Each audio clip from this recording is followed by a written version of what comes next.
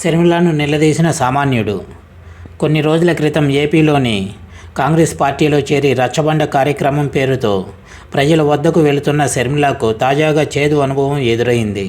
ప్రధానంగా వైఎస్ఆర్ కుటుంబాన్ని వేధించిన కాంగ్రెస్ పార్టీ కండువా మళ్ళీ మీరు ఎందుకు కప్పుకున్నారని శర్మిలను ఓ సామాన్యుడు నిలదీశాడు. గతంలో జగనన్న వెంట నడిచి ఇప్పుడు మళ్ళీ మీరు కాంగ్రెస్ పార్టీ అనడానికి కారణం ఏమిటని ప్రశ్నించాడు.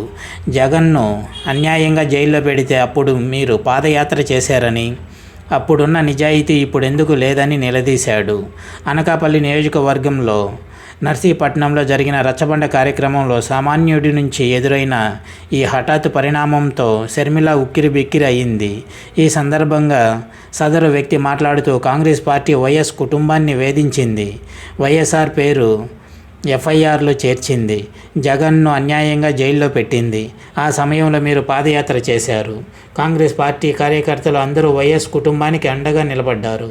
వైఎస్ కుటుంబానికి చేసిన అన్యాయాన్ని మా కార్యకర్తలమంతా తప్పుపట్టాం. ఆ సమయంలో మేమంతా మీ కుటుంబానికి అండగా నిలబడ్డాం. మీ పాదయాత్రలో మీతో నడిచాం. ఇప్పుడు మళ్ళీ మీరు కాంగ్రెస్ పార్టీలో చేరారు.